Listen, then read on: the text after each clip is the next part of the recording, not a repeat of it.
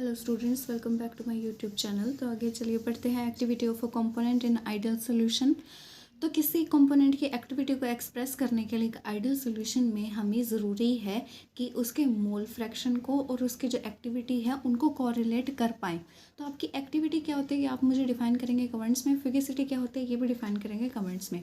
तो एक्टिविटी यहाँ पर एक वन वर्ड में अगर मैं लेकर चलूँ तो इसका मतलब है इफेक्टिव कंसंट्रेशन। तो रोल्स लॉ के अकॉर्डिंग बाइनरी सॉल्यूशन में आपका जो पार्शियल वेपर प्रेशर होता है वो कंपोनेंट्स का वो किसके इक्वल होता है, इनके इक्वल होता है to the mole fraction into में प्योर कंपोनेंट का आपका पार्शियल प्रेशर। ठीक है, तो इस तरह से ही आपको कंपोनेंट ए का बाइनरी सॉल्यूशन है तो बी का भी ले सकते हैं। ठीक है, बट हम एक से ही लेकर चल रहे हैं, अभी एक की ज़रूरत है, एक से आपका हो जाएगा। यहाँ से कंपोनेंट ए में हमने मोल फ्रैक्शन को हमने किसके इक्वल रख लिया, यहाँ से इक्वेशन में partial pressure of that component divided by pure partial pressure of that component, मतलब प्रेशर ऑफ प्योर कंपोनेंट। तो ये है आपकी इक्वेशन 1।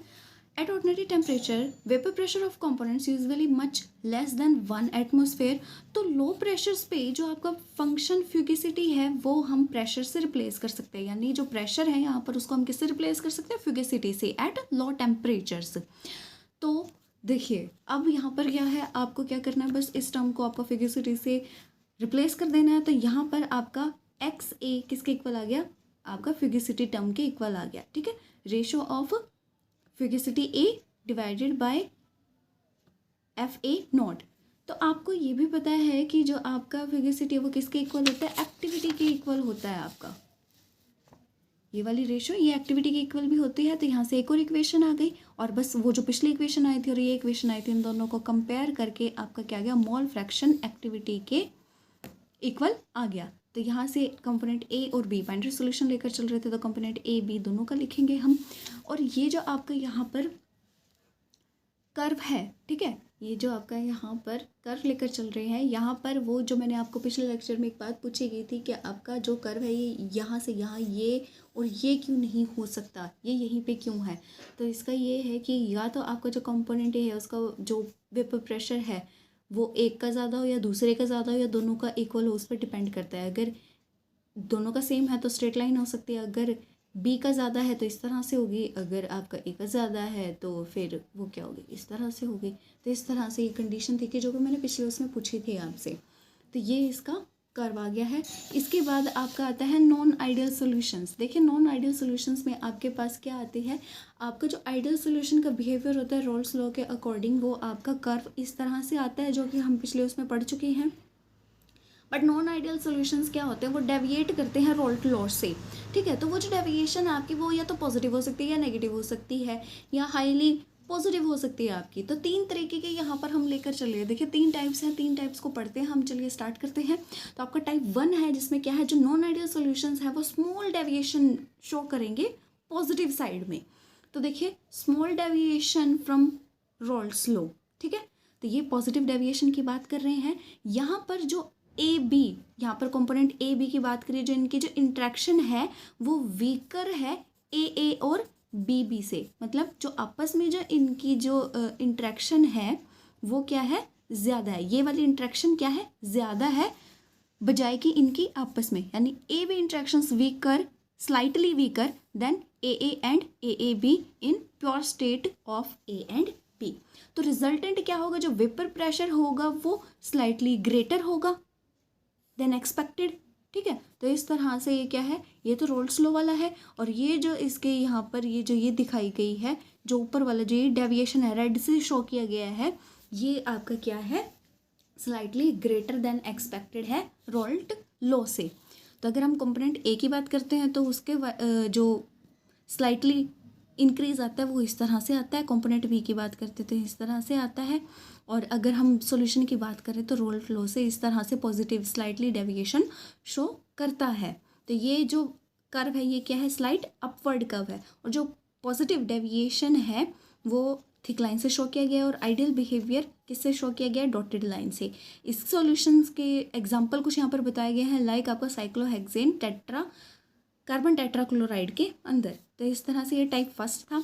इसी तरह से आपका टाइप 2 है और टाइप 3 है। देखिए टाइप सेकंड में क्या है, non ideal solution showing large positive deviation. अभी तो हम स्मॉल डेविएशन की बात कर रहे थे, अब यहाँ पर लार्ज पॉजिटिव डेविएशन की बात कर रहे हैं। सेम कंडीशन चलेगी जो ऊपर वाले में थी, बस क्या होगा, स्लाइटली ग्रेटर होगा टाइप 1 से।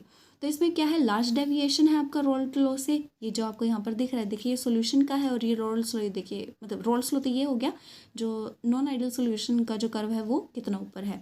तो इसमें क्या होता है, जो वेपर प्रेशर होता है कंपोनेंट का, ये क्या होता है, ज़्यादा होता है देन एक्सपेक्टेड। ये रहा ज़्यादा। इसमें क्या है, आपका जो कर्व है वो भी अपवर्ड है। पॉजिटिव में हमेशा क्या होगा, अपवर्ड होगा, नेगेटिव में डाउनवर्ड्स होगा। तो वेपर प्रेशर जो एस्केपिंग टेंडेंसी है ए और बी कंपोनेंट के सॉल्यूशन के अंदर से, वो ज़्यादा है देन प्योर लिक्विड। इसकी वजह से क्या होगा, जो ए बी इंट्रैक्शन है वो क्या होगी, बहुत ज़्यादा कम होगी आपकी ए और बी बी इंट्रैक्शन से प्योर लिक्विड की। तो यहाँ से क्या होगा, जो वेपर प्रेशर है ईच कंपोनेंट का वो क्या होगा, ग्रेटर होगा। देखिए अगर ए बी इंट्रैक्शन ज़्यादा है, इसका मतलब क्या है, आपस में अगर ये ज़्यादा अच्छे से घुले हुए हैं तो इनकी क्या होगी, जो एस्केपिंग टेंडेंसी है वो कम होगी, ठीक है। बट अगर ये आपस में नहीं, इस तरह से ज़्यादा स्टेबल हैं, तो क्या होगी, इन दोनों की अलग अलग आपकी जो एस्केपिंग टेंडेंसी है वो ज़्यादा होगी। सॉल्यूशन आपका ना उड़े, उसके लिए ए बी इंट्रैक्शन होनी ज़रूरी है, इसलिए यहाँ पर ए बी इंट्रैक्शन की बात की गई है। तो ए बी इंट्रैक्शन अगर वो स्मॉलर है, इसका मतलब क्या है कि अलग अलग कंपोनेंट अपने स्टेट में ज़्यादा एस्केप कर सकते हैं। तो यहाँ पर इसका एग्जांपल लेकर चल रहे हैं, वो क्या है, इथाइल अल्कोहल और वाटर का। इनकी क्या होती है, इनकी आपस में जो इंट्रैक्शन होती है वो कम होती है, यानी ये जो ए बी मॉलिक्यूल बनाएंगे उसकी जो इंट्रैक्शंस होती हैं ये वीकर होती हैं। ये किस में रहना पसंद करते हैं, ए और बी में रहना पसंद करते हैं, ठीक है। तो इस तरह से वहाँ पर बात की गई है। दूसरा एग्जांपल एसीटोन और इथाइल अल्कोहल का यहाँ पर लिया गया है। तो ये था इसका positive, large positive deviation of non ideal solution. अब हम बात करते हैं टाइप थर्ड की। टाइप थर्ड में आपका क्या आ गया, non ideal solution showing negative deviation. यहाँ पर क्या है, लार्ज नेगेटिव डेविएशन है रोल्स लॉ से। ये रहा रोल्स लॉ और ये रहा सोल्यूशन का, नॉन आइडियल सोल्यूशन का आपका नेगेटिव डेविएशन। इसमें क्या बात कर रहे हैं हम, जो वेपर प्रेशर है ईच कंपोनेंट का वो लेस है देन एक्सपेक्टेड।